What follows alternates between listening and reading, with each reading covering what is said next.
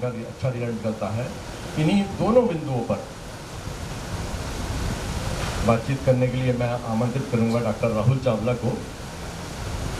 हमारे ट्रस्ट ने national level पर स्कूल प्रोपेगेशन टीम एक बना रखी है, कोर टीम, उसमें 6 लोग हैं, उसमें से एक डॉक्टर राहुल चावला भी हैं। मैं उनसे अनुरोध करूंगा कि वहाँ आएँ और इसके बारे में विस्तार से।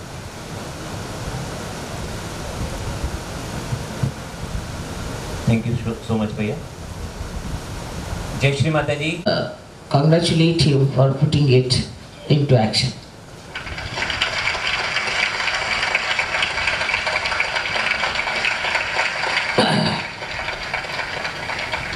No doubt, we must care for our young people and look after them and give them their due respect, and they must know their due duties towards children. I found them to be excellent workers, very dedicated, innocent hands that I have got. I'm very proud of them, and please give them a hand to all the young people.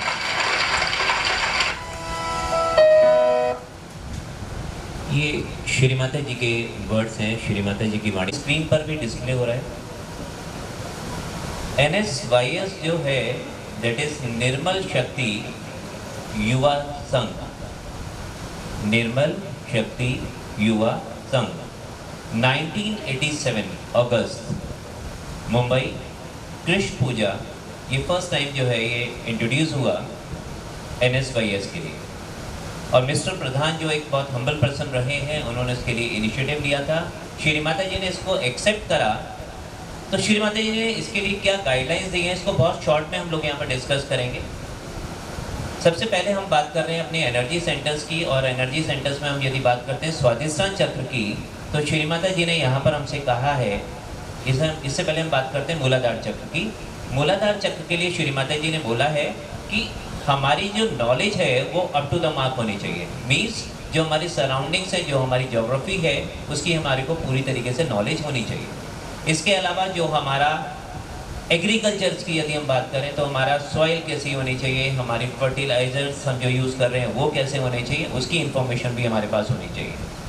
Physical and the climatical change, इसकी knowledge भी हमारे पास होनी चाहिए, and that is directly related to our Muladhara chakra. यदि हम स्वाधिष्ठान चक्र की बात करें तो श्री माता जी ने बहुत क्लियर इंस्ट्रक्शंस दिए हैं कि वन ऑफ द इंस्ट्रूमेंट, कोई भी एक इंस्ट्रूमेंट हमें आना चाहिए। इसके अलावा जो हमारा इंडियन क्लासिकल एथिक्स की हम बात करें, वैल्यूज की बात करें, तो Indian classical dance and theatre, इसकी भी इंफॉर्मेशन हमारे पास होनी चाहिए। नेक्स्ट हमारे पास है नाभि, और नाभि के लिए श्री माता जी ने बोला है क्या, Indian heritage which include the tradition of the hospitality. अब यहाँ पर आप आए हैं तो यहाँ पर आप एक्सपेक्टेड है, जब बाहर से यहाँ पर आए हैं तो आपको एक आदर चाहिए, एक सत्कार चाहिए, एक ह्यूमन टेंडेंसी है कि मेरा वेलकम बहुत अच्छे तरीके से हुआ। तो श्री माता जी का भी कहना ये है कि हमारे सराउंडिंग्स में जो भी लोग हमारे पास आ रहे हैं उनका आदर और सत्कार में जो है कोई कमी पेशी नहीं रहनी चाहिए। ये युवा शक्ति के लिए श्री माता जी ने एक गाइडलाइन हमारे को दी है। नाभि चक्र के साथ ही श्री माता जी ने बोला है कि हमारी social, political and economical situations का भी हमें ज्ञान होना चाहिए। रीजन क्या है, इससे हमारा एक ओवरऑल डेवलपमेंट होगा। क्योंकि टाइम कम है, इसको बहुत शॉर्ट में लेके चल रहे हैं और की पॉइंट्स पर हम जरूर डिस्कस करेंगे। नाभि चक्र के लिए श्री माता जी ने बोला है कि जितनी भी हाउस होल्ड एक्टिविटीज़ हैं, क्या वो इलेक्ट्रिशियन का वर्क, क्या वो गार्डनिंग है, क्या वो प्लम्बिंग से, प्लम्बर्स से रिलेटेड कोई वर्क है, ये सारी इंफॉर्मेशन, ये सारी जानकारी, ये बेसिक नॉलेज हमारे पास होनी चाहिए। इसके अलावा क्या है, हमारे को ड्राइविंग आनी चाहिए, हमें कुकिंग आना चाहिए। यहाँ पर उन्होंने जेंडर डिस्क्रिमिनेशन नहीं रखा है कि केवल मेल मेंबर्स को या फीमेल मेंबर्स को कुकिंग आनी चाहिए। ये क्योंकि नेसेसिटी पार्ट है तो उन्होंने इस पर फोकस करा है कि हमें कुकिंग भी आनी चाहिए। इसके अलावा हमारे पास क्या है, इसके अलावा हमारे पास नाभि चक्र की ही बात चल रही है। They should have the skills in knitting, swing and the decoration of the houses.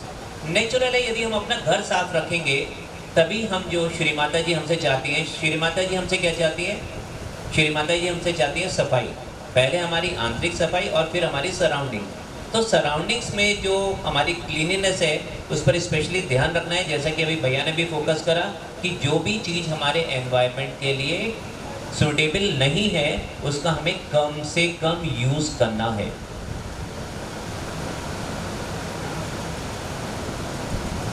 इसके अलावा यहाँ पर इस मंच से मैं यहाँ पर एक ही रिक्वेस्ट करना चाहूँगा अपनी युवा शक्ति से। युवा शक्ति अभी भी वॉलंटियर ग्राउंड पर अपना वर्क कर रहे हैं, उन्होंने वेदर कंडीशंस को भी साइड रख दिया कि श्री माता जी की जो लाइफ स्टोरी है जन्म से लेके वो उसकी पूरी इन्फॉर्मेशन जो है वो हमारे पास होनी चाहिए। किस तरीके से सेल्फ रियलाइजेशन हुआ, श्री माता जी की क्या फैमिली है, फैमिली हिस्ट्री क्या है, किस तरीके से उन्होंने as a mother, as a housewife, as a sister जो भी उनका रोल है उस रोल के बारे में हमारे को ये सारी इन्फॉर्मेशन होनी चाहिए। इसके अलावा हमारे पास क्या है कि 1970 सबको याद है, ये ईयर 1970 सबको याद है, मंथ याद है, मई, डेट याद है 5 मई 1970। क्या हुआ था ऐसा, क्या हुआ था ऐसा? हमारी डायरेक्ट कनेक्टिविटी हुई थी किसके साथ, जिसे हम कहते हैं मास रियलाइजेशन। ये हमें पता होना चाहिए। इसके अलावा हमारे पास क्या है, हमें पूरी नॉलेज होनी चाहिए सटल सिस्टम की कि क्या हमारी नाड़ियाँ हैं, क्या हमारे एनर्जी सेंटर्स हैं। इसके साथ साथ हमारी मेडिटेशन की टेक्निक्स क्या हैं, कैसे हम अपने आप को बैलेंस करें, इसका भी हमारे पास नॉलेज होना चाहिए। बैलेंसिंग के लिए सबको पता है। इसके अलावा हमारे पास वेरियस क्लीनिनेस टेक्निक्स हैं जिसे हम फुट सोप भी कहते हैं, कैंडलिंग भी है, कैम्फरिंग भी है। ये सारी चीज़ों की इंफॉर्मेशन हमारे पास होनी चाहिए, नॉलेज हमारे पास होनी चाहिए। और इसके साथ साथ श्री माता जी ने स्पेशली यहाँ पर हमें मेंशन किया है कि जितनी भी इंडियन हमारी पर्सनैलिटीज़ हैं लाइक कबीर जी, शिवाजी, लाल बहादुर शास्त्री जी, बापू जी, इनके बारे में भी हमारे पास नॉलेज होनी चाहिए। अब सबसे इम्पॉर्टेंट चीज़ यहाँ पर आ रही है कि हमारी कम्युनिकेशन स्किल्स कैसी होनी चाहिए और हमारी लैंग्वेज कैसी होनी चाहिए। उन्होंने कहा है कि आपको बाइलिंगुअल तो होना ही है। एक हमारा क्या है, mother tongue, that is Hindi. Hindi की हमें नॉलेज होनी चाहिए और इसके साथ साथ इंग्लिश की भी हमारे पास नॉलेज होनी चाहिए। और साथ में जिस रीज़न से हम कनेक्टेड हैं वहाँ की रीजनल लैंग्वेज जो है वो हमारे को आनी चाहिए। इसके अलावा हमारे पास क्या है, हमारे जो आदि गुरु रहे हैं, 10 इंक्रेशन रहे हैं, उनकी इंफॉर्मेशन हमारे पास होनी चाहिए। और इसके साथ साथ जो है श्री माता जी ने स्पेशली यहाँ पर मेंशन करा है कि जब भी आपको समय मिल रहा है, जब भी आप किसी पीयर ग्रुप में हैं, तो आपके जो एक्सपीरियंसेस हैं, जो सहज में आने के बाद आपको एक्सपीरियंस मिले हैं, वो एक्सपीरियंस आपको शेयर करने चाहिए। जैसा भी मैंने मॉर्निंग में बताया कि हमें 5 मिनट्स का ही टाइम मिला था, रूम में बैठे हुए थे, वहाँ पर बताया गया कि पहले इंट्रोस्पेक्शन की बात पर उन्होंने बोला राजू जी ने। मुखीराम जी कल शाम को थे, डिनर टाइम पर हाथ में प्लेट थी, लेकिन वो अपना एक एक्सपीरियंस शेयर कर रहे थे कि यहाँ से जब उन्हें इनवाइट करा गया बाहर, अभी 5 मिनट्स की भी फ्लाइट नहीं हुई थी, प्लेन में जो है कुछ टेक्निकल इशू हुए, बंधन दिया गया और बंधन देने के बाद 4 और 5 मिनट्स के बाद फिर वो नॉर्मल स्टेज पर आ गए। तो बेसिकली क्या है, उनको पता भी नहीं चला, ये ये डिस्कशन चल रहे थे, क्योंकि मेरा फर्स्ट टाइम कल इंटरेक्शन था, मैंने सुना और वो एक्सपीरियंस मुझे लगा कि हाँ, ये एक्सपीरियंस, इस तरीके के एक्सपीरियंस हमें अपने ग्रुप में, पीयर ग्रुप में क्या करने चाहिए, शेयर करने चाहिए। और सबकी लाइफ में कोई ना कोई तो एक्सपीरियंसेस श्री माता जी की कृपा से है ही, तभी हम यहाँ पर हैं आज। और कितने ऐसे हैं जिनको ये चांस मिला था लेकिन वो ये चांस को अवेल नहीं कर पाए।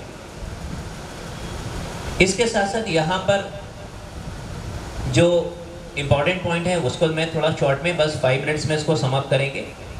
फर्स्ट यहाँ पर जो हम कवर अप करना चाह रहे हैं, that is how to influence people. किस तरीके से हम लोगों को प्रभावित कर सकते हैं।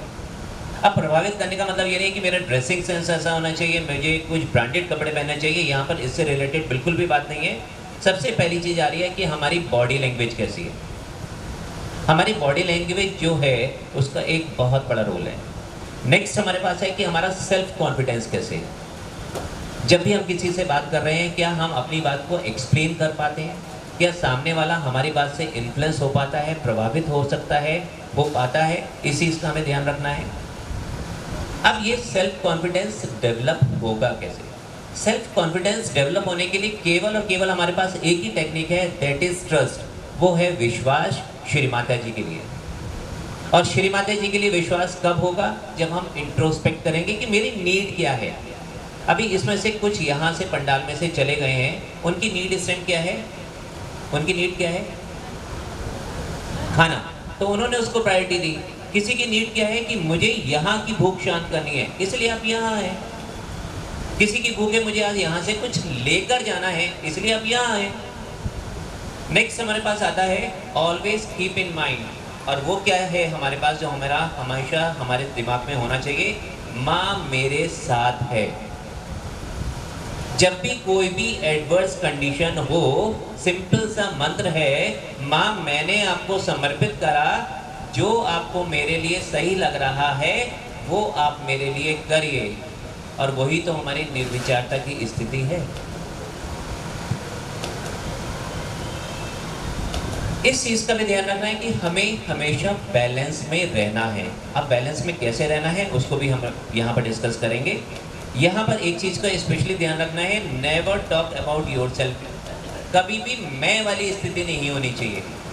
मैंने ये करा, मैं ट्रस्ट में ये, मेरी पोस्ट ये, जब तक ये मैं रहेगा हमारी ग्रोथ नहीं होगी। इस मैं को हमें रिप्लेस करना है हम के साथ। जब भी हम किसी से बात कर रहे हैं तो हमारी जो शुरुआत होनी चाहिए वो किससे होनी चाहिए? हमसे होनी चाहिए। अब यहाँ पर हमारा नेक्स्ट है छोटा सा पार्ट है कि किस तरीके से मेडिटेशन के लिए हम अपने आप को प्रिपेयर करें। तो मेडिटेशन को प्रिपेयर करने के लिए सबसे पहले हमारे पास क्या है कि रेस्ट पोजीशन में हमें आना चाहिए।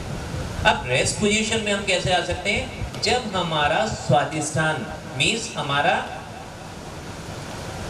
कौन कौन सी 3 नाड़ियां हैं हमारे पास? 3 नाड़ियां कौन कौन सी हमारे पास? सुषुम्ना का रोल यहाँ पर इंपॉर्टेंट है। जब सुषुम्ना अपना वर्क करेगी तभी हमें बैलेंस की स्थिति मिलेगी। तो मेन फोकस हमारा किस पर होना चाहिए? सुषुम्ना पर। इसके अलावा हमारे पास क्या होनी चाहिए कि मेडिटेशन के लिए कंटिन्यूटी होनी चाहिए, क्योंकि अभी हमारा यहाँ पर युवा शक्ति कुछ अभी और कामों में एंगेज है। ऐसा नहीं होना चाहिए कि मैंने आज फूड सोप करा, मैंने आज बैलेंसिंग करी, फिर मैंने 2 या 3 दिन का गैप रख लिया। यदि इस तरीके की हम डिसकंटिन्यूटी बीच बीच में आएगी तो हमारी ग्रोथ पॉसिबल नहीं है। जैसे हमारे शरीर के लिए भोजन की आवश्यकता है, डेली चाहिए, इसी तरीके से मेडिटेशन और बैलेंसिंग भी हमें डेली बेसिस पर चाहिए। अब आता है कि इम्पोर्टेंस ऑफ कलेक्टिविटी क्या है। भैया ने यहाँ पर पहले से ही इसको कवर अप करा हुआ है, बहुत शॉर्ट में लेंगे। पहली चीज़ तो यह है कि हम कभी भी अकेले अपने आप को डेवलप नहीं कर सकते। We are a part of collectivity. हम श्री माता जी के बच्चे हैं, और यदि किसी भी बच्चे को कोई भी दर्द होगा तो दर्द तो पूरी कलेक्टिविटी को भी होगा। और कलेक्टिविटी को कब दर्द होगा? जब हम कलेक्टिविटी के साथ जुड़े हुए होंगे।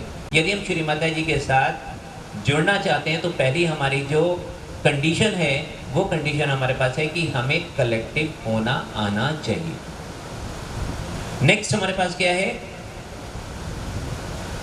हमारे को अपनी ईगो को हमेशा क्या करना चाहिए? रिमूव करना आना चाहिए कि उसको हमें, भैया ने बोला कि क्लैपिंग नहीं होनी चाहिए। रीज़न क्या है?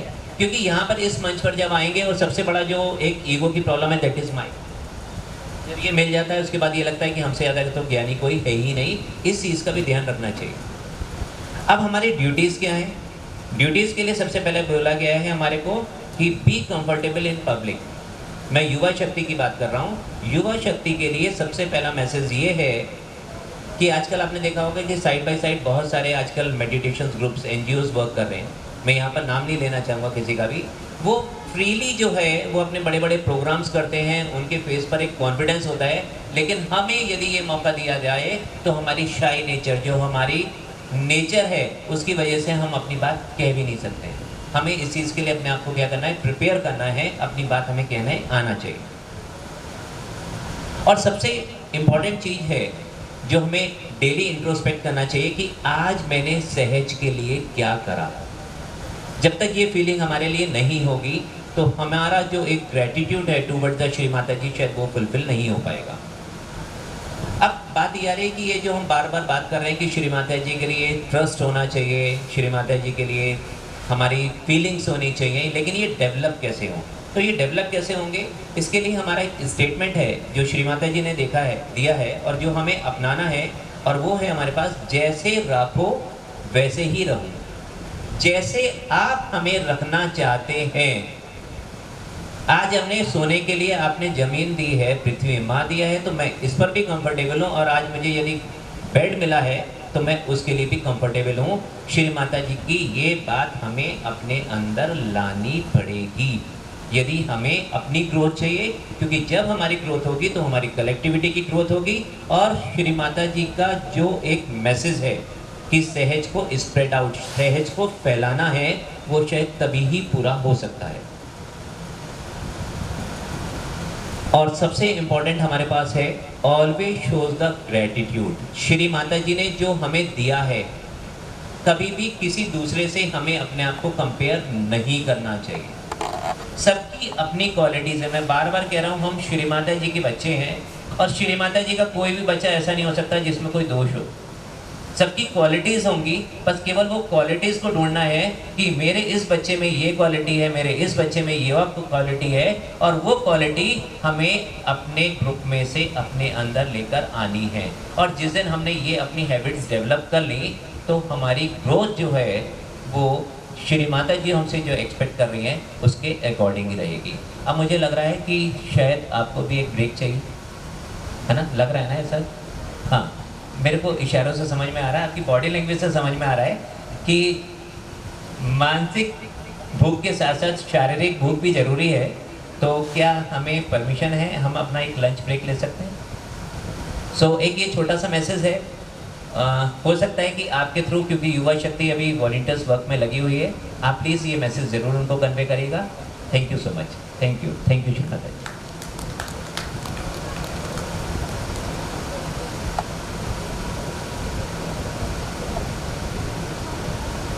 सही राह दिखा पाएंगे, उनको संतुलन में रख पाएंगे। इसके लिए सबसे पहले क्या ज़रूरी है, जैसा कि माँ ने भी बताया है, हमें निरंतर खुद पे मेहनत करनी है, खुद को इंट्रोस्पेक्ट करना है। जैसे आज भी सेशंस में भी बताया गया, ईमानदार रहिए माँ के प्रति, खुद के प्रति।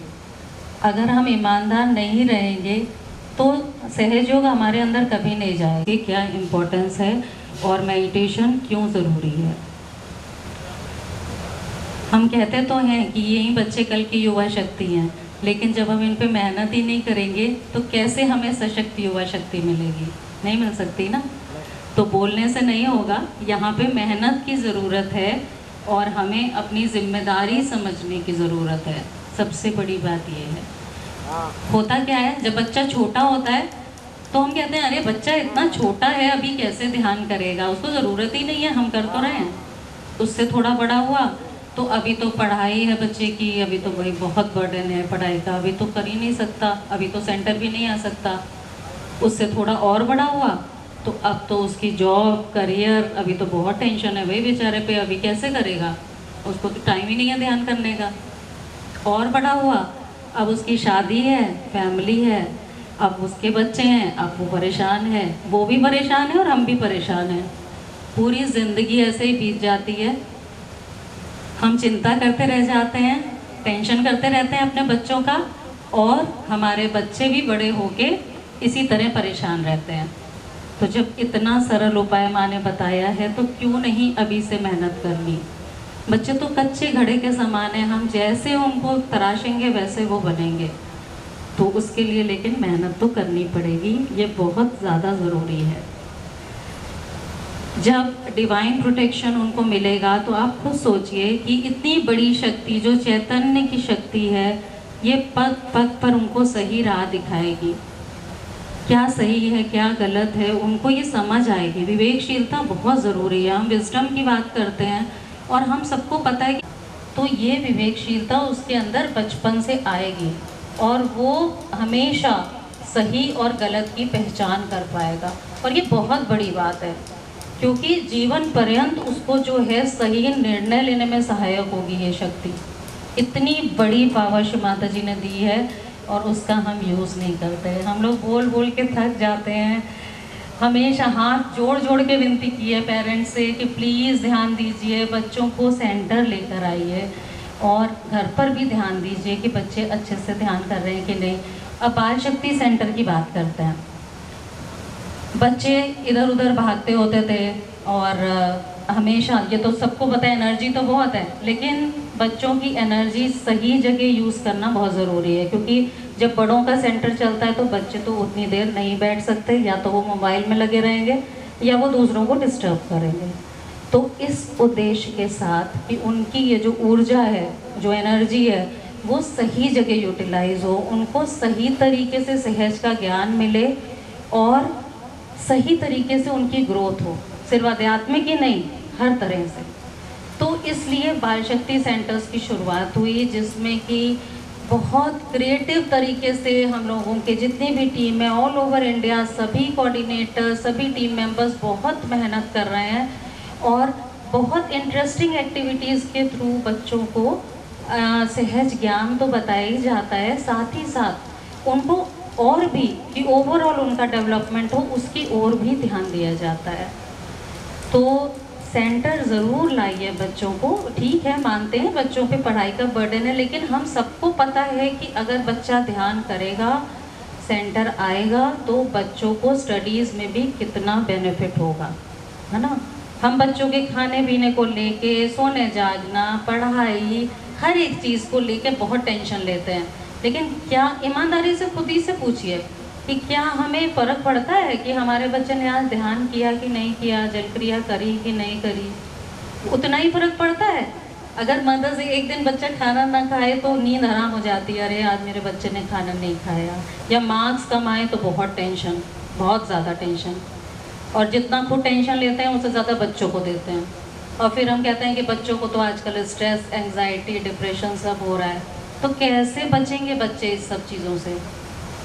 अगर बच्चा ध्यान करेगा, संतुलन में रहेगा, तो कभी भी ये सब प्रॉब्लम्स में नहीं फंसेगा, उसको हमेशा जो है बेनिफिट मिलेगा।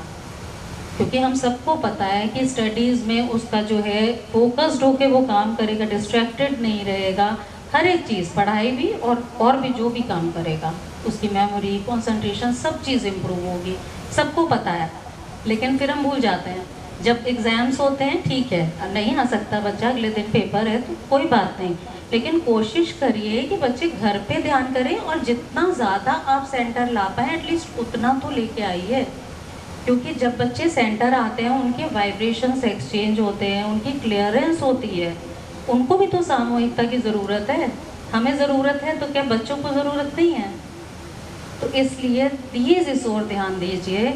और एक बहुत इम्पॉर्टेंट बात और है कि पेरेंट्स बहुत ये परेशान रहते हैं कि अरे बच्चे तो जो है हमें कुछ बताते नहीं और किसी और से पता चलता है कि भाई हमारे बच्चे की बात।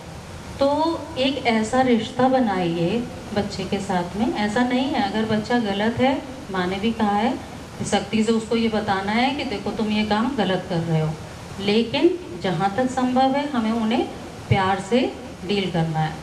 हर एक बात में जब आप प्यार से समझाएंगे तो बच्चे समझते हैं। आप ये बताइए, अगर बहुत ज़ोर ज़बरदस्ती करके बच्चा डरेगा तो ज़रूर, क्या वो दिल से इज्जत करेगा आपकी? नहीं करेगा, कभी नहीं करेगा। लेकिन अगर आप उसे प्यार से समझाएंगे और अगर कोई चीज़ के लिए मना करिए तो उसको रीज़न बताइए कि ये वजह है जिसकी वजह से हम मना कर रहे हैं तुमको, तो भले वो आज नहीं समझेगा, किसी दिन तो समझेगा, और जब समझेगा ना तो आपके लिए रिस्पेक्ट और बढ़ जाएगी उसकी। तो इस ओर थोड़ा सा ध्यान दीजिए कि जब बच्चे बड़े होते हैं तो हमें उनके फ्रेंड बन के रहना है, एक अच्छा दोस्त बनिए। आजकल वो टर्म है ना, कूल पेरेंट्स, सुना ही है सबने।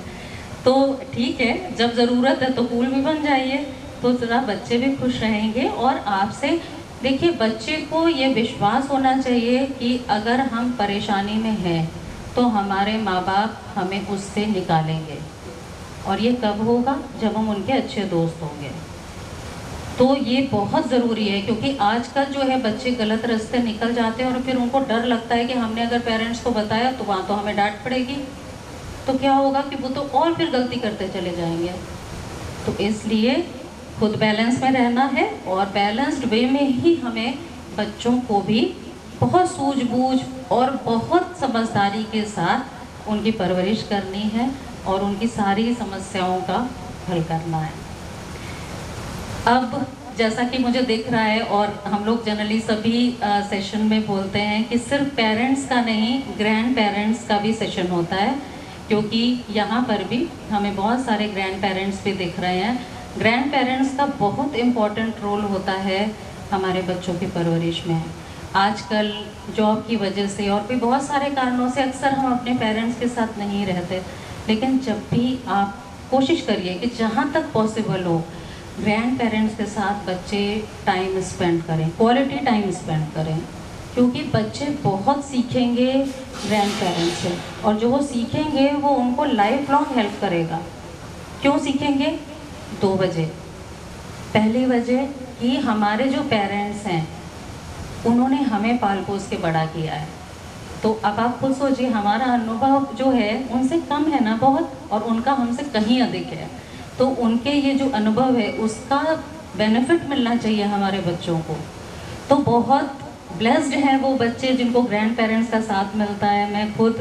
मैंने अपने दादाजी से बहुत कुछ सीखा, आज वो नहीं है, लेकिन मुझे आज भी उनकी सारी बताई हुई बातें याद हैं और हमेशा मेरे साथ रहेंगी। तो इस ओर थोड़ा सा सोचिए। और ज़्यादातर पेरेंट्स आजकल वर्किंग है, तो ग्रैंड पेरेंट्स के पास ज़्यादा समय होता है बच्चों को देने के लिए, तो इसलिए वो ज़्यादा अच्छे से बच्चों को बहुत सारी बातें समझा सकते हैं जो शायद टाइम के अभाव में हम नहीं बता पाते। हम लोग के पास में अक्सर टाइम की शॉर्टेज हो जाती है, जब बच्चे आते हैं तो हम उतना टाइम नहीं दे पाते हैं। तो इस ओर भी हमें ध्यान देना है कि जो प्यार और रिस्पेक्ट हम अपने बच्चों से डिज़र्व करते हैं, एक्सेप्ट करते हैं, कि हमें एक्सपेक्ट करते हैं कि हमें तो भाई हमारे बच्चे बड़े हो गए बहुत, जैसे मैंने अभी टॉक में भी बोला कि अरे भाई हमारा बच्चा तो हमें बहुत सेवा करेगा, बहुत मान देगा, लेकिन हम क्या कर रहे हैं इस ओर नज़र रखनी बहुत ज़रूरी है।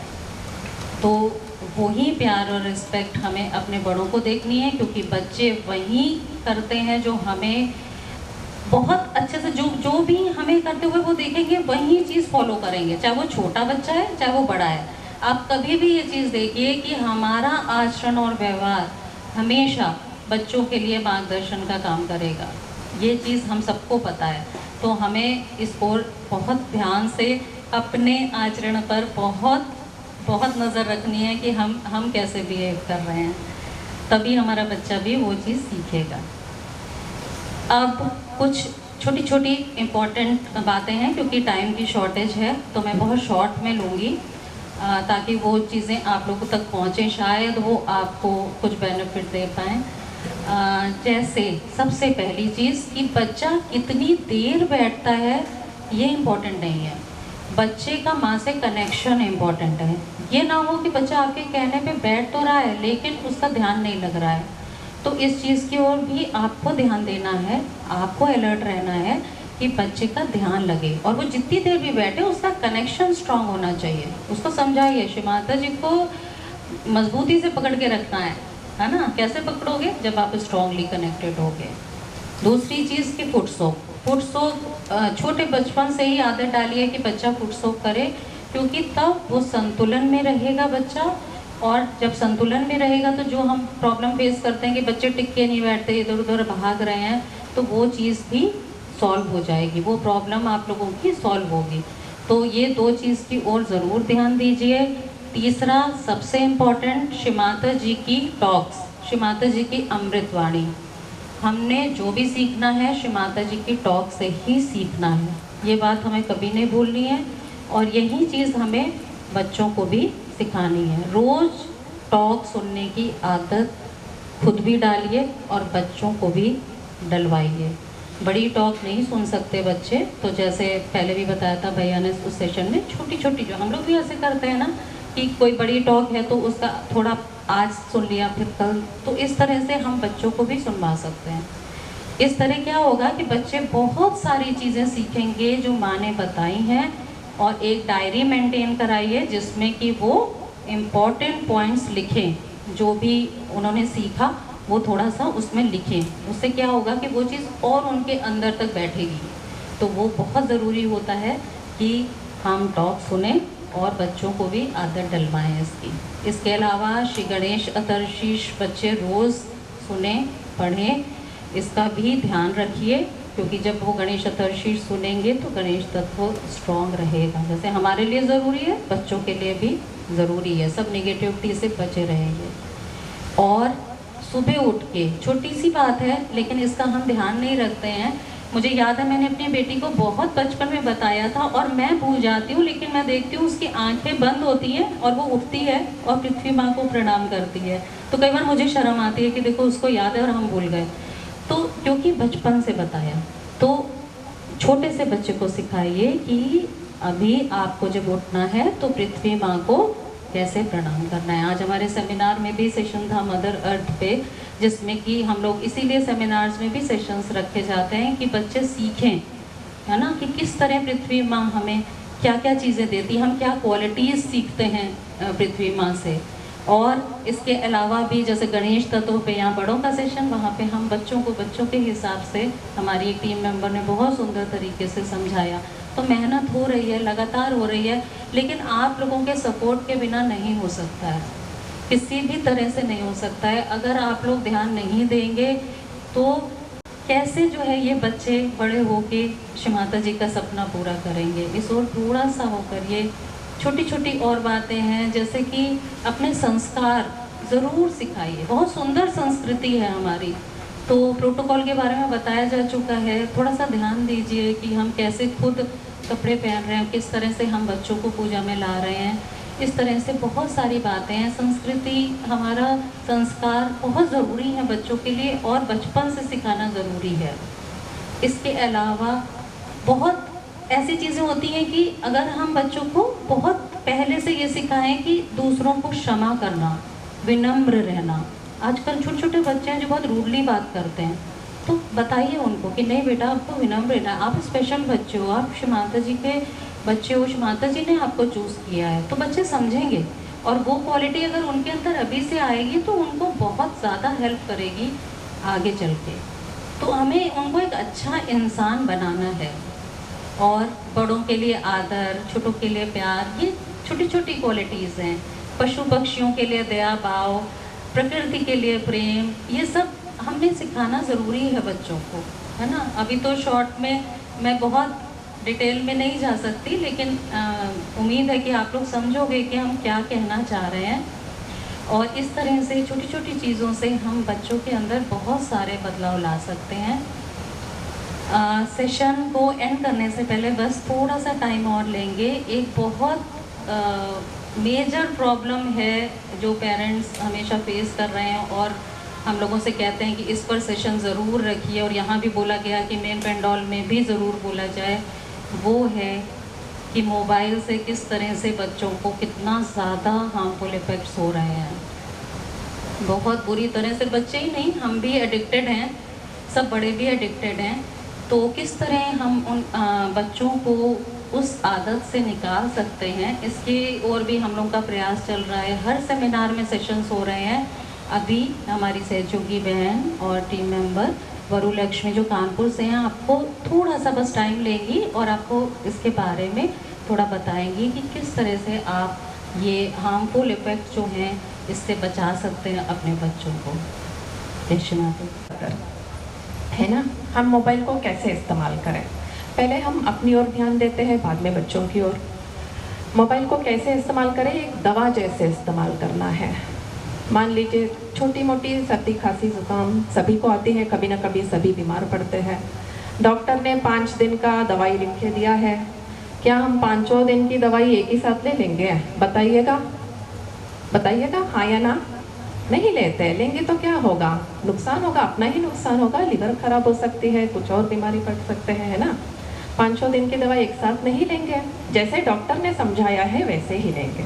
वैसे ही स्मार्टफोन हमें जब ज़रूरत है तभी इस्तेमाल करना है। हर बार जब हम लोग स्मार्टफोन उठाते हैं तो एक सवाल खुद से पूछे, क्या ये फ़ोन मेरे लिए ज़रूरी है अभी?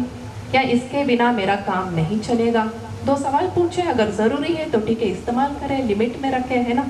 सेमिनार के बीच में भी कुछ समय मिला तो देखें, ज़रूरी है नहीं, पर देखने का एक आदत हो गया है। फ़ोन वहाँ है तो चुप बैठना नहीं है, खाली अगर बैठे हैं ऑटोमेटिकली हाथ फ़ोन की तरफ जाएगा। एक बार मैं बच्चों को ये चीज़ समझा रही थी तो बच्चे ने चुपचाप सुने, उन्होंने बोला ठीक है हम मानेंगे, पर एक चीज़ हम पूछना चाहेंगे, आप भी तो फ़ोन यूज़ करते हो, खाना बनाते हो, नई रेसिपी फ़ोन देखते देखते बनाती हो। हाँ, अभी तो नई रेसिपीज आसानी से मिल जाती है, फ़ोन लगा दिए, समझ में नहीं आए तो खाना बनाते बनाते फिर उसको रिवाइंड किया, 10 बार उसको रिवाइंड करके तब जाके नई रेसिपी बनती है। वही चीज़ अगर हम कोशिश करें कि एक किताब में लिख लें, ठीक है एक बार बैठ के आराम से ध्यान से रेसिपी देख लें, एक किताब में लिख लें, वो किताब पढ़ के हम खाना बनाए, कोई भी रेसिपी बनाए तो चित्त कहाँ रहती है, माँ के ऊपर रहती है, तो खाना और स्वादिष्ट बनती है। जब बच्चों ने ये चीज़ नोटिस करके बताया तब मेरी दिमाग जागी, तब से मैंने मोबाइल देखे खाना बनाना ही छोड़ दिया। एक नई रेसिपीज़ जो भी कलेक्ट होती है एक बुक मेंटेन कर ली उसके लिए, उसमें ज़्यादा आनंद आती है बनाना। और बच्चों को अपने पर नियंत्रण हम खुद तो रख लेंगे। और बच्चों को कैसे समझाएं, देखिए फ्रांस, दुनिया में 2 कंट्रीज है फ्रांस और स्वीडन, उनकी तरफ से सरकार ने अभी लागू किया है कि बच्चों का स्क्रीन टाइम जो है रिड्यूस करना है, इतने उम्र के बच्चों के लिए इतना ही स्क्रीन टाइम होना चाहिए, वो सरकार ने लागू किया है। मुरादाबाद के इस सुंदर सेमिनार में हम सभी सहयोगियों की चित्त इस बड़ी दुनिया की बड़ी समस्या आज यही है। यूक्रेन और रशिया के युद्ध के से भी बड़ी समस्या ये मोबाइल की समस्या है, क्योंकि हर एक इसे इस्तेमाल करते हैं विदाउट एनी कंट्रोल। तो बच्चों को हर एज के मुताबिक, जैसे 2 साल के नीचे के बच्चों को मोबाइल देने की ज़रूरत ही नहीं है, पर आजकल तो ऐसे होती नहीं। बच्चा अगर खाना खाना है तो मोबाइल तो देना ही है, मोबाइल के बिना बच्चा खाता नहीं। थोड़ा मुश्किल होती है कंट्रोल करना, पर कोशिश करके देखिएगा, बच्चे को कुछ और दे के देखिएगा, धीरे धीरे जो है वो हो जाती है, कंट्रोल हो जाती है। और 2 से 4 साल के बच्चे हो गए, 2 से 8 साल के बच्चे ज़्यादातर किस चीज़ को देखते हैं, कार्टून देखते हैं या कुछ देखते हैं। उनको कार्टून जो भी दिखाना है बड़े स्क्रीन में टीवी में दिखा दें। अगर मोबाइल देखने की आदत इतना हो गई है तो एकदम से तो बच्चे छोड़ेंगे नहीं। एक वीडियो दीजिए, बस एक वीडियो एट ए टाइम, एक दिन में एक ही वीडियो देखना है, उससे ज़्यादा नहीं देखना है। उस समय का नियंत्रण जो है, डिसिप्लिन हमें ही लाना पड़ेगा, बच्चे खुद नहीं ला पाएंगे। हमें उसे बार बार बच्चों को याद जताना पड़ेगा, तुम्हें लिमिटली इस्तेमाल करना है। जैसे दवा हम ज़्यादा नहीं खाते ज़रूरत से ज़्यादा, ऐसे ही मोबाइल ज़रूरत से ज़्यादा तुम्हें नहीं इस्तेमाल करना है। 10 मिनट के लिए लो और 10 मिनट बाद वापस ले आओ। और 12 साल के ऊपर के बच्चे ज़्यादातर एजुकेशनल वीडियोस देखते हैं। एजुकेशनल वीडियोस मत लीजिए, ये कोई सब्जेक्ट दीजिए, कोई सब्जेक्ट या कोई टॉपिक दीजिए, गूगल में 10 वीडियो आएंगे, उसमें कौन सा उनके लिए सही है कैसे पता चलता है। 10 वीडियो देखते हैं स्क्रॉल करके करके, इसमें इतना समय बर्बाद होता है। उससे बेहतर है कि टेक्स्ट बुक 3-4 बार पढ़ ले, उसमें ज़्यादा अच्छा समझ में आएगा। या एक वीडियो देख ले, उसका नोट्स बना ले। बड़े बच्चे जो हैं उनको ये आदत डाले, अगर वीडियो देखना है एजुकेशनल ठीक है देख लो, उसका नोट्स जो है बनाओ, एक किताब रखो, उसमें लिखो तुमने क्या क्या देखा वीडियो में, क्या क्या समझा। ये उनके लिए बहुत ज़्यादा फ़ायदा होगी। लिखने से उनकी लर्निंग कैपेबिलिटी भी अच्छी होती है, राइटिंग स्किल अच्छी होती है। और खाते वक्त जो है मोबाइल बिल्कुल अवॉइड कर दीजिए, चाहे बड़े हो या छोटे हो, उसको दूर रख दीजिएगा खाते वक्त। मम्मी या पापा जो भी खाना बनाते हैं घर में, जो भी परोसते हैं, प्रेम है उस खाने में, उस प्रेम को आत्मसात करके खाइए। खाते वक्त बंद कर दीजिएगा मोबाइल देखना बच्चों से और खुद भी। और जो है देखिए, ये सब मोबाइल देखने का ये है, ज़्यादा देख लिए इसलिए भूले जा रहे हैं, हमारी लर्निंग कैपेबिलिटी भी कम हो जाती है। ठीक है, जय श्री माता जी, जय श्री माता जी। और वही विभिन्न प्रकार का खाद लगा हुआ, विभिन्न प्रकार का कीटनाशक मिला हुआ, विभिन्न प्रकार की पेस्टिसाइड लगा हुआ अन्न जब हम ग्रहण करते हैं, श्री माता जी कृपा करके इसे वाइब्रेट कर दीजिए। माँ तो कृपा करेंगी, वो अपना प्यार बच्चों पर दर्शाएंगी, लेकिन हमारी भी तो कोई जिम्मेवारी है कि नहीं। अगर वही जो किसान से मिला हुआ अन्न है, अगर उसके खेत में ही वाइब्रेटेड हो जाए और हम अगर उस किसान को किसी न किसी विधि से सहयोग प्रदान कर सकें, उसके हाथों में भी श्री माता जी का प्यार ला सकें हमारे किसी भी प्रयास से, तो किसान को दूसरा अन्नदाता कहा जाता है। तो जब वो सहज की विधि से, श्री माता जी के प्यार से अन्न पैदा करना सीख जाएगा, तो फिर हम मैक्सिमम लोगों को, खास करके सहयोगी लोगों को जो अनाज मिलेगा वो कैसा मिलेगा? चैतन्यित मिलेगा। कैसा मिलेगा? बोलिए। अरे सेशन ऐसे ही थोड़ा ना खाली हम ही बोल रहे हैं, आप भी तो बोलिए। मिलेगा ना। और जब चैतन्यित अनाज हमको मिलेगा हो या कोई भी किसी भी प्रकार के रोग से ग्रसित हो, ऐसा नहीं होगा। तो इतने महत्वपूर्ण टॉपिक को, जो सहज कृषि का टॉपिक है, हम लोग बड़ा आधे घंटे में पूर्ण करने की बात करते हैं। ठीक है भाई, सभी को बराबर बराबर का अधिकार है, लेकिन बहुत महत्वपूर्ण टॉपिक है। इसके लिए तो 2 दिन भी कम है। जो चीज़ हमारे पेट से जुड़ी हुई है, हमारी नस नाड़ियों से जुड़ी हुई है, वो हमारे लिए कितनी इंपॉर्टेंट है। बताइए इंपॉर्टेंट है कि नहीं? तो आप लोग जानना चाहते हैं इसकी इंपॉर्टेंस को? सभी सहयोगी जानते हैं। आज चर्चा करते हैं इसी बात पर कि श्री माता जी ने, ये तो हम सभी सहयोगी जानते ही हैं, और इसके बाद में श्री माता जी ने किस प्रकार से इस सहयोग को आगे बढ़ाया है, श्री माता जी ने क्या क्या सहयोग के फायदे बताए हैं। मुझे लगता है ये तो हम सभी माँ के बच्चे जानते हैं। आज इस टॉपिक पे बात करते हैं कि सहज कृषि क्या है। की जो उत्पत्ति हुई है वो कृष्ण से हुई है। किससे हुई है? कृष्ण से। भगवान कृष्ण के नाम पर कृषि की शुरुआत हुई है। कहते हैं कि भारतवर्ष में सबसे पहले जो कृषि की शुरुआत करी वो भगवान कृष्ण ने करी।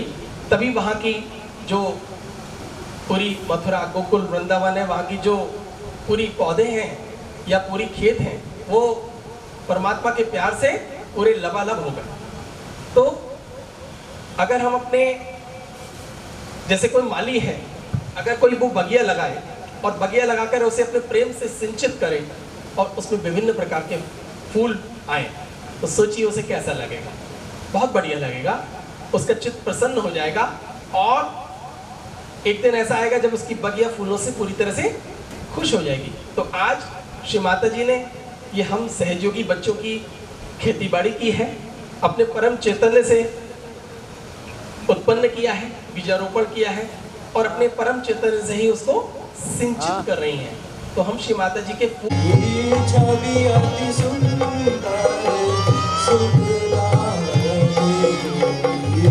छवि अति सुंदर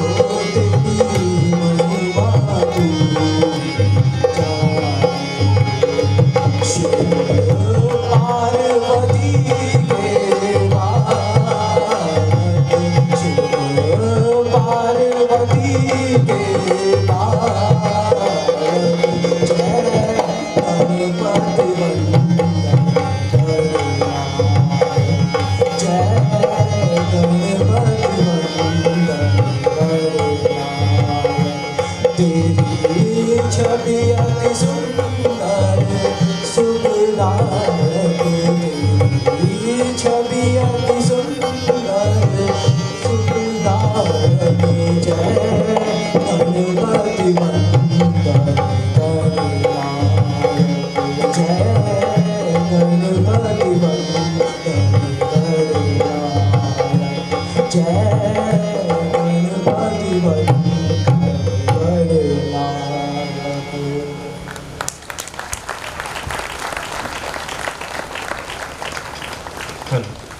थैंक यू। जोरदार ताली बजा दी इस बच्चे की। तो गाना पहले मैंने बोला आसान हो सकता है, पर बजा के गाना वो उतना ही मुश्किल काम है।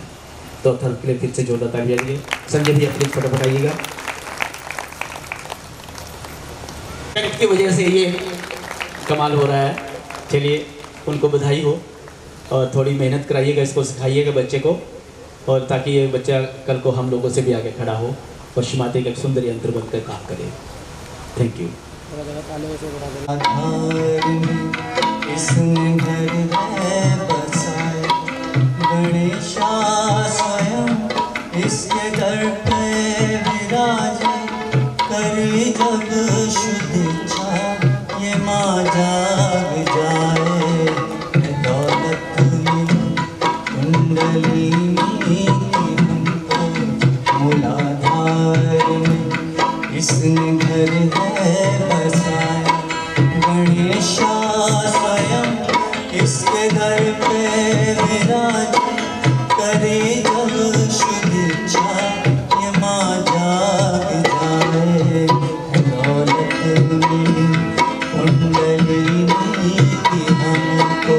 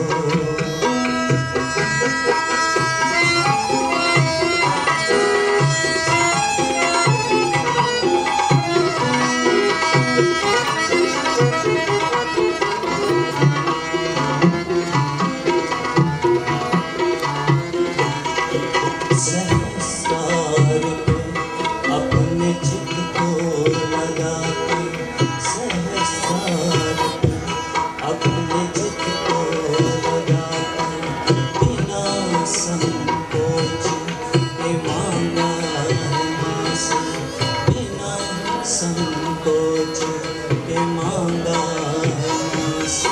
मुझे मेरी शक्ति का अनुभव करा दो, मुझे मेरी शक्ति का अनुभव करा दो।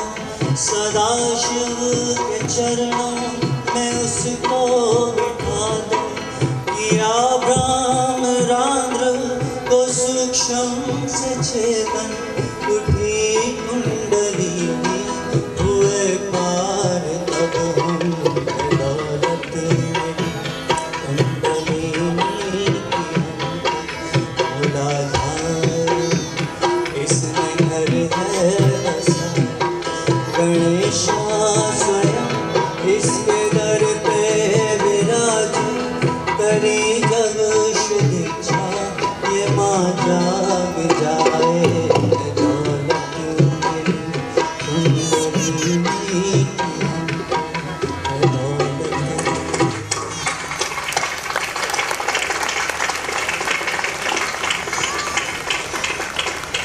संजय भैया के लिए भी जोरदार ताली बजा दीजिएगा।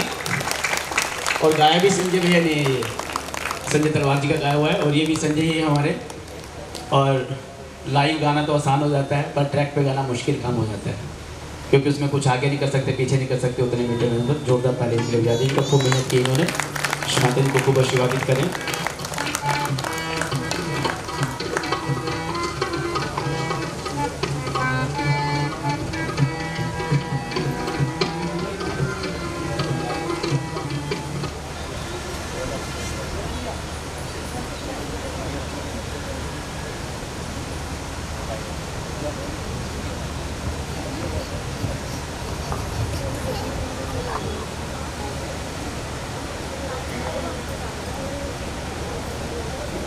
माइक आगे कर दो बेटा, माइक आगे कर दो।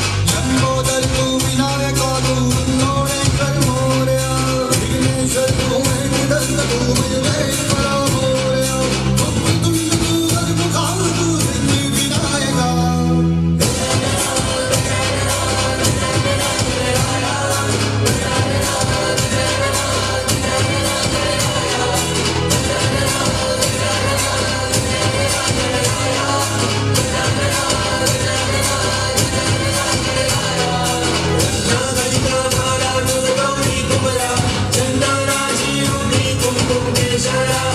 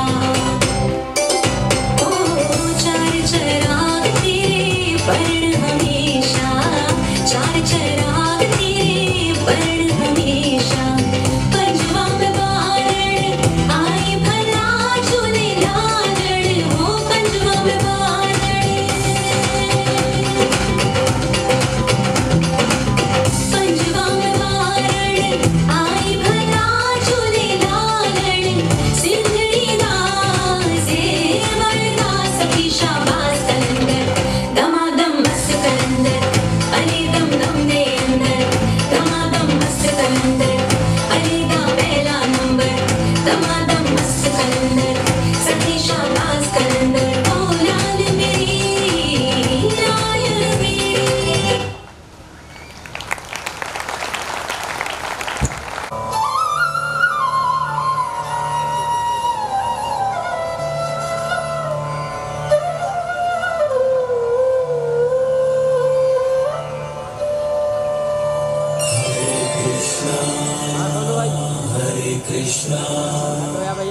कृष्ण कृष्ण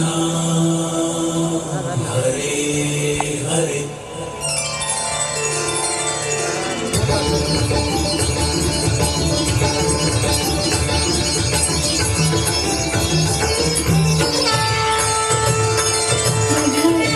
मधुरं वदनं मधुरं नयनं मधुरं हसितं मधुरं हृदयं मधुरं कमलं मधुरं मधुराधिपतिरखिलं मधुरम्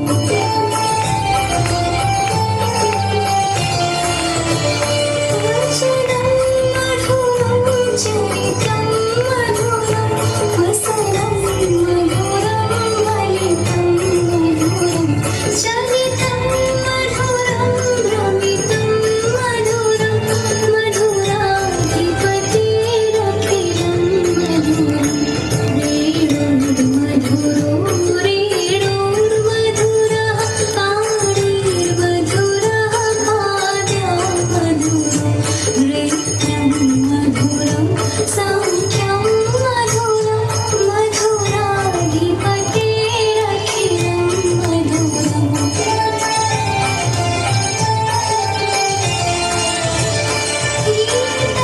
मधुरं प्रीतं मधुरं मुक्तं मधुरं सुखं मधुरं रूपं मधुरं तिलकं मधुरं मधुराधिपतिरखिलं मधुरम्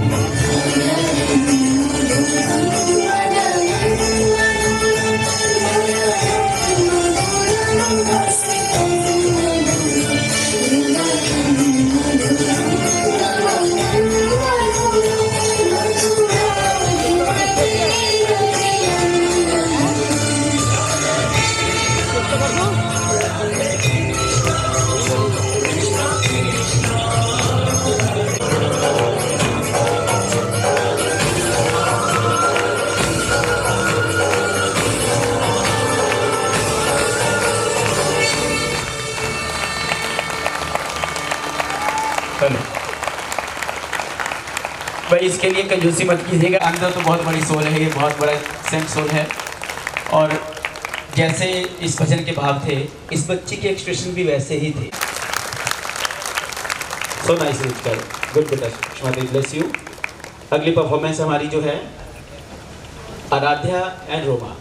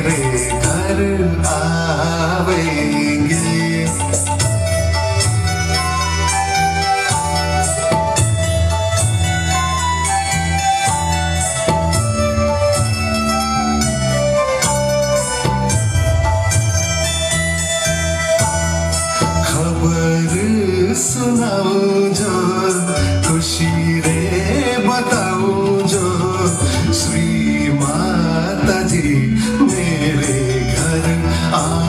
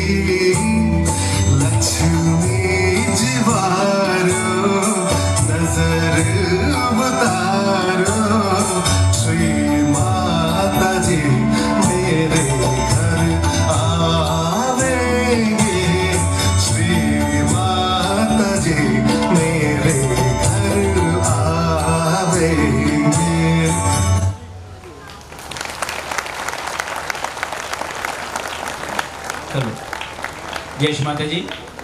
अभी आप जज करके बता दीजिएगा, आपने इनका डांस देख लिया कि दोनों का रिलेशन क्या है। हाँ, क्या बात है, ये दोनों माँ बेटी हैं। और पर ये नहीं समझ आ रहा कि डांस माँ ने सिखाया या बेटी ने सिखाया है, क्योंकि दोनों जो है इतने बढ़िया एक्सप्रेशन दे रहे थे। आराध्या में भी शायद आराध्या ने मम्मा को सिखाया है, बेटी ने सिखाया। क्या बात है, मेरा आइडिया सही निकला। जोरदार ताली आराध्या के लिए। देखो आपने ताली दी, फटाक से सब बच्चे ऊपर आ गए, सारे बाल कलाकार। मेरा स्थान ऑस्ट्रेलिया में है। मेरा बीज मंत्र लम और स्वर सा है।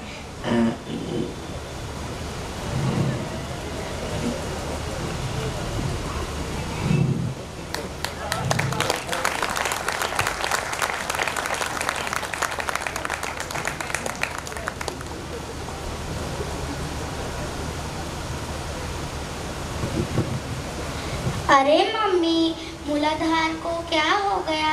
यह बीमार कैसे हो गया? अब हम क्या करेंगे मम्मी? अरे बेटा, मूलाधार चक्र के देवता श्री गणेश जी हैं। हम सब मिलकर श्री गणेश जी से प्रार्थना करते हैं कि हम मूलाधार चक्र को ठीक कर दीजिए। आओ हम सभी मिलकर श्री गणेश जी का मंत्र लेते हैं। ओम त्वमेव साक्षात् श्री गणेश साक्षात् श्री आदिशक्ति माता जी श्री निर्मला देव्यै नमो नमः।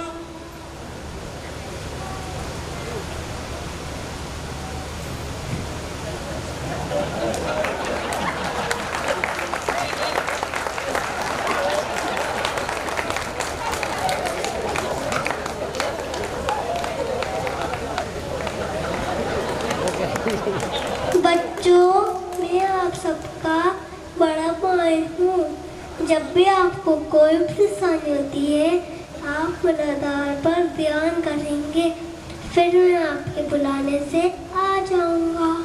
पता है बच्चों,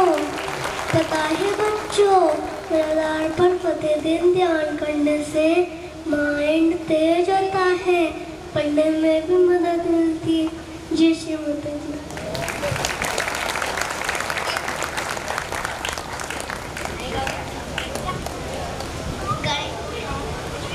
छोटो भाई को वो फोन करके क्या सामने से कैमरा हटा जय गणेश देव, माता जाकी पार्वती पिता महादेव। जय गणेश देव, माता जाकी पार्वती पिता महादेव।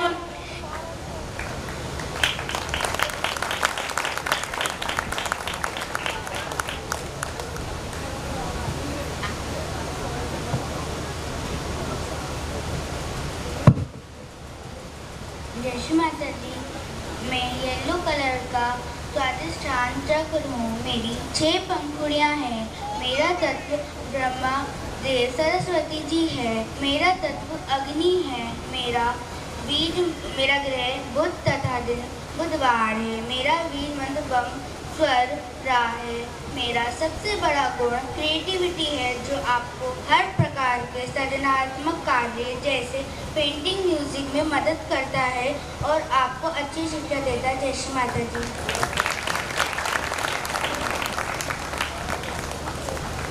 जय श्री माता जी। मैं 10 पंखुड़ियों वाला नाभी चक्र हूँ। मेरे देवता श्री लक्ष्मी नारायण हैं। मैं हरे रंग का हूँ। मेरा बीज मंत्र रम तथा स्वर गा है। मेरा ग्रह बृहस्पति तथा दिन बृहस्पतिवार है। मेरे गुण उदारता तथा धर्म का पालन करना है। मेरे चारों ओर भवसागर हैं, जो सबका गुण तत्व है। जय श्री माता जी। जय श्री माता जी। मैं अनाहत चक्र हूँ। मुझे हृदय चक्र भी कहते हैं। मेरी स्वामिनी श्री जगदम्बा माँ है। मेरे लेफ्ट में श्री सदाशिव और राइट में श्री सीताराम का वास है। मेरा रंग माणिक लाल है तथा तत्व वायु है। मेरा ग्रह शुक्र और दिन शुक्रवार है। मेरा बीज मंत्र यम है और स्वर माँ है। मेरे गुण प्रेम और करुणा है। मेरे ऊपर हाथ रखकर 10 बार श्री जगदम्बा बोलने से सारे डर दूर हो जाते हैं। आइए हम सब बोलते हैं, जय जगदम्बा जय जगदम्बा जय जगदम्बा जय जगदम्बा जय जगदम्बा जय जगदम्बा जय जगदम्बा जय जगदम्बा जय जगदम्बा जय जगदम्बा। जय श्री माता।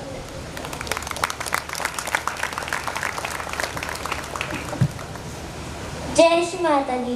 मैं 16 पंक्ति अपनी बहन विष्णु माया तथा माँ यशोदा के साथ वास करते हैं। मेरा तत्व आकाश है और ग्रह शनि है। मेरा दिन शनिवार है। मेरा बीज मंत्र हम तथा स्वर पा है। हमेशा सच बोलने से तथा मीठा बोलने से श्री कृष्ण खुश होते हैं। हमेशा मेरे ऊपर हाथ रखकर ध्यान करें। श्री माता जी, हमें अपने शरीर का अंग प्रत्यंग बना दीजिए। जय श्री माता जी।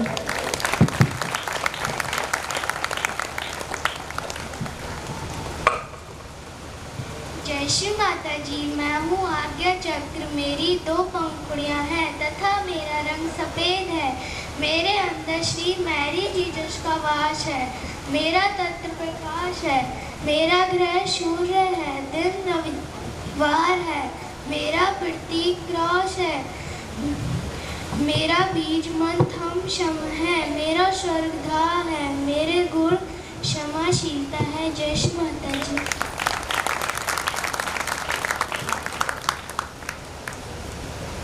जय श्री माता जी। मैं 1000 पंखुड़ियों वाला इंद्रधनुषी रंग का सहस्त्रार हूँ। मेरे भीतर 5 तत्व जैसे वायु, अग्नि, जल, आकाश तथा पृथ्वी है। मेरा ग्रह चंद्रमा है। मेरे अंदर हमारी प्यारी श्री माता जी श्री निर्मला देवी जी वास करती हैं। श्री माता जी ने पूरे विश्व का सहस्त्रार खोला है तथा हमें हमारा आत्म साक्षात्कार दिया है। जय श्री माता जी।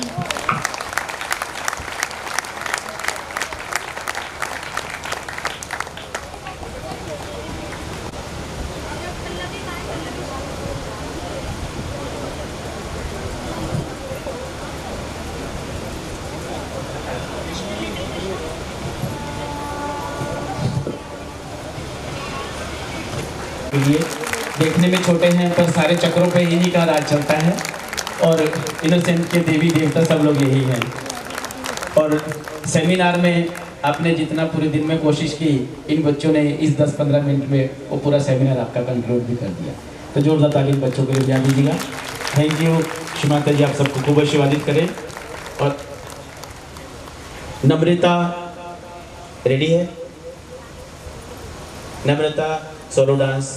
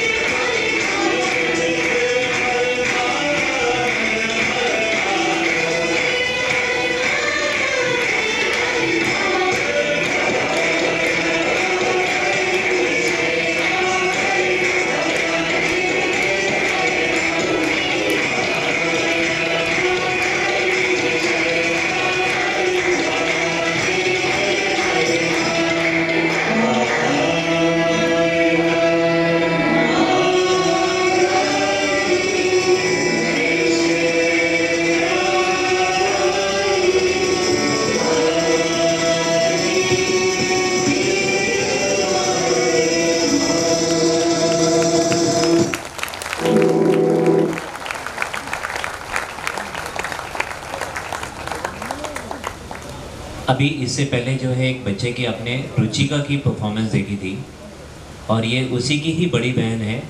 तो मैसेज केवल एक यही है कि जिस परिवार में इस तरीके के भाव होंगे तो उसका इम्पैक्ट बड़े से लेके छोटे तक पड़ता है, छोटे से लेके बड़े तक जाता है। तो तालियों में जो है जैसी रुचिका के लिए इस परिवार के ऊपर। इसके साथ साथ हमारा जो नेक्स्ट है वो Manju ji and group dance के लिए जो है वो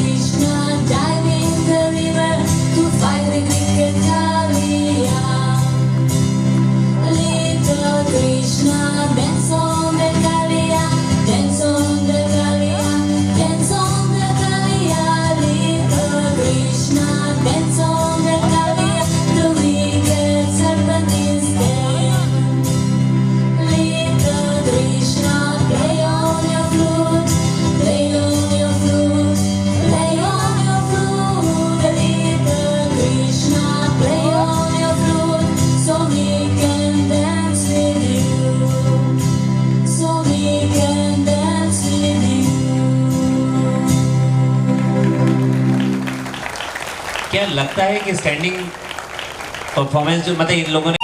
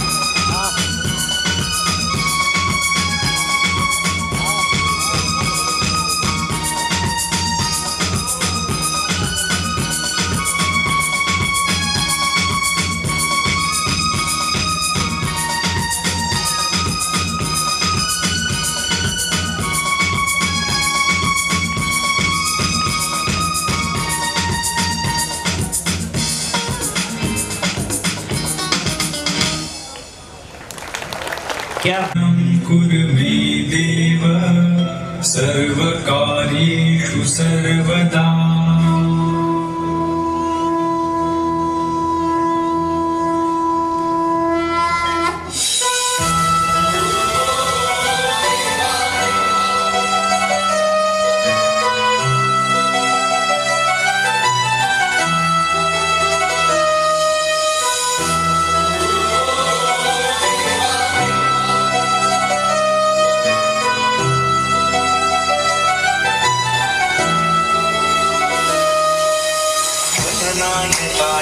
दैवताय गुणाध्यक्षाय धीमहि गुणशरीराय गुणमण्डिताय गुणेशानाय धीमहि गुणातीताय गुणाधीशाय गुणप्रविष्टाय धीमहि एकदन्ताय वक्रतुण्डाय गौरीतनयाय धीमहि विशेषानाय बालचन्द्राय श्रीगणेशाय धीमहि।